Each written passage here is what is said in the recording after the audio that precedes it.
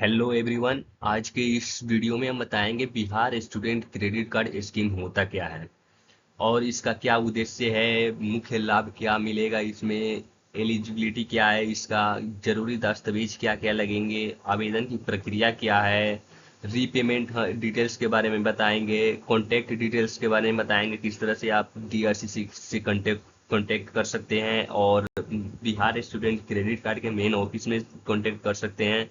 महत्वपूर्ण सुझाव देंगे कि क्या करना चाहिए क्या नहीं करना चाहिए, अक्सर अक्सर पूछे जाने वाले कुछ प्रश्नों के बारे में हम आपको बताएंगे।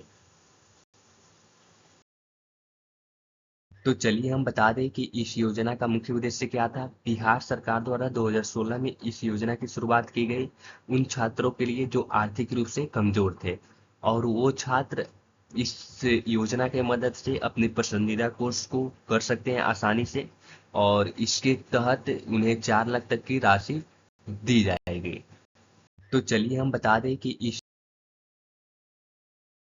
तो अब बता दें कि इस योजना का मुख्य लाभ क्या क्या मिलेगा। इसमें छात्रों को 4 लाख तक की ऋण की राशि मिलेगी और इसमें इस राशि को प्राप्त करने के लिए किसी गारंटर या संपत्ति की जरूरत नहीं होती है और इसमें 4% के ब्याज की दर पर राशि मिलेगी। महिलाओं, दिव्यांग और ट्रांसजेंडर छात्रों के लिए ब्याज सिर्फ 1% रहेगी और इस कोर्स को पूरा होने के बाद छात्रों को लोन चुकाने के लिए 5 से 7 साल तक की समय मिलता है।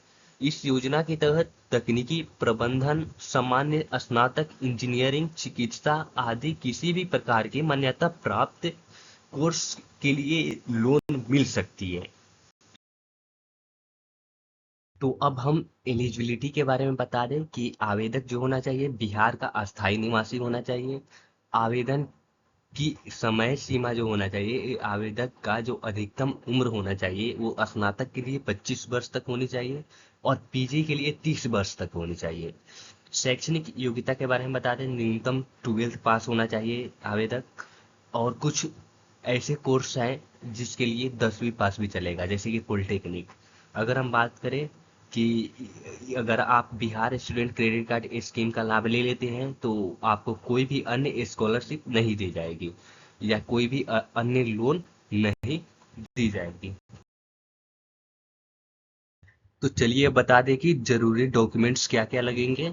आधार कार्ड हो जाएगा आपका, पैन कार्ड, 10वीं और 12वीं की मार्कशीट, एडमिशन प्रूफ, कॉलेज होना चाहिए, कॉलेज का जिस कॉलेज या यूनिवर्सिटी में आप एडमिशन लिए हैं उसके लिए एक प्रूफ होना चाहिए। फी स्ट्रक्चर होना चाहिए उस कॉलेज के लिए, आप कॉलेज से बोनाफाइड बनवा सकते हैं, उसी उसी में आपका फी स्ट्रक्चर्स होते हैं। और बिहार का निवास प्रमाण पत्र होना चाहिए कि आप बिहार के निवासी हैं या नहीं है। इसके लिए आय प्रमाण पत्र चाहिए, बैंक खाता विवरण चाहिए और पासपोर्ट साइज फोटो चाहिए। पासपोर्ट साइज 2 फोटो चाहिए, एक दो दो फोटो चाहिए और सह आवेदक को अप्लीकेंट जैसे माता और पिता के दस्तावेज चाहिए। तो आवेदन की प्रक्रिया के बारे में बता दें कि आप खुद से आवेदन कर सकते हैं जो स्क्रीन पे दिखाया जा रहा है लिंक, और नहीं तो आप साइबर कैफ से भी अप्लाई करवा सकते हैं और नहीं तो आप अपने डीआरसीसी में जा कर के भी इसके लिए आवेदन करवा सकते हैं। और डीआरसीसी सेंटर पे जा कर के आप अपना ये सब जो प्रोसेस है, दस्तावेज जो बोला गया है वे दस्तावेज उतना ले जा कर के आप अपना अप्लाई करवा सकते हैं।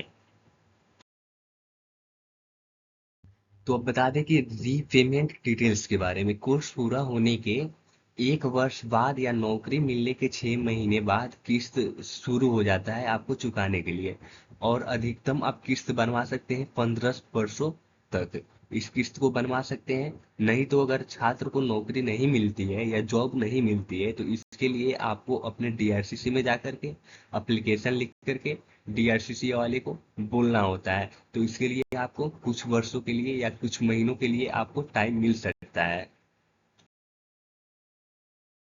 स्क्रीन पे जो हेल्पलाइन नंबर दिखाया जा रहा है आप इस पे भी कॉल करके बात कर सकते हैं, जो प्रॉब्लम है आप उसको बता सकते हैं, वहां से भी सॉल्व हो सकता है। नहीं तो आपको डीआरसीसी जाना होगा अपने और वहां से आवेदन करते वक्त अगर कोई प्रॉब्लम है तो डीआरसीसी वाले को ही बोल सकते हैं। और नहीं तो आप ईमेल कर सकते हैं, जो ईमेल बताया जा रहा है इस पे आप मेल कर सकते हैं और आप खुद भी वेबसाइट पे जा करके आप अपनी प्रॉब्लम को क्या कर सकते हैं, कंप्लेन कर सकते हैं वहाँ पे। और कुछ हम महत्वपूर्ण सुझाव आपको देना चाहेंगे कि जिस भी कॉलेज या जिस भी यूनिवर्सिटी या कोर्स के लिए आप किसी यूनिवर्सिटी में एडमिशन या कॉलेज में ले रहे हैं, तो सबसे पहले आप ये देख लीजिएगा कि वह बिहार सरकार द्वारा मान्यता प्राप्त है या नहीं, केवल Bihar student credit card loan के लिए। अगर वो कॉलेज वाला या यूनिवर्सिटी वाला, अगर उससे भी आप संपर्क कर सकते हैं कि इसमें Bihar student credit card allow है या नहीं है। और दूसरा हम बात बता दें कि ऑनलाइन आवेदन भरने के बाद समय पर डीआरसीसी पर दस्तावेज जमा करना बहुत जरूरी होता है। अगर आप दस्तावेज जमा नहीं करते हैं आवेदन के बाद, तो आपका ये जो होता है क्रेडिट कार्ड जो होता है लोन, ये रिजेक्ट कर दिया जाता है। और आवेदन की स्थिति को आप सेवन निश्चय जो वेबसाइट बताया गया है संपर्क डिटेल्स में, उस वेबसाइट पे जा करके आप अपने आईडी को डाल करके, पासवर्ड को डाल करके लॉगिन करके आप अपनी आवेदन के बाद आप अपनी प्रोसेस को देख सकते हैं कि कहाँ तक काम हुआ, कहाँ तक नहीं। बहुत से छात्रों को ये डाउट होता है कि इस ये 3 क्वेश्चन जो स्क्रीन पे दिखाया जा रहा है, क्या ये योजना सभी कोर्स के लिए है? तो बिल्कुल नहीं, ये कुछ ही मान्यता प्राप्त कोर्सों के लिए होता है। कुछ ऐसे कोर्स होते हैं जिनके लिए Bihar student credit card allow नहीं होता है। और दूसरा ये क्वेश्चन होता है कि क्या ऑनलाइन कोर्स कर सकते हैं या नहीं कर सकते, तो इसमें आप कोई भी ऑनलाइन कोर्स नहीं कर सकते हैं इस लोन के थ्रू, केवल आप रेगुलर कोर्स कर सकते हैं। और तीसरा जो होता है, इसमें गारंटर की जरूरत होती है या नहीं, तो गारंटर की कोई भी जरूरत नहीं होता, या ये आपकी संपत्ति को भी नहीं देखते हैं बिहार सरकार द्वारा, ये आपका संपत्ति भी नहीं देखा जाता है लोन के लिए। और इसमें केवल एक सह आवेदक की जरूरत होती है, या तो पेरेंट्स में आपके मम्मी हो सकती है, नहीं तो पापा हो सकते हैं। अगर आपके भैया है तो वे भी सह आवेदक के रूप में में भर सकते हैं। ओके।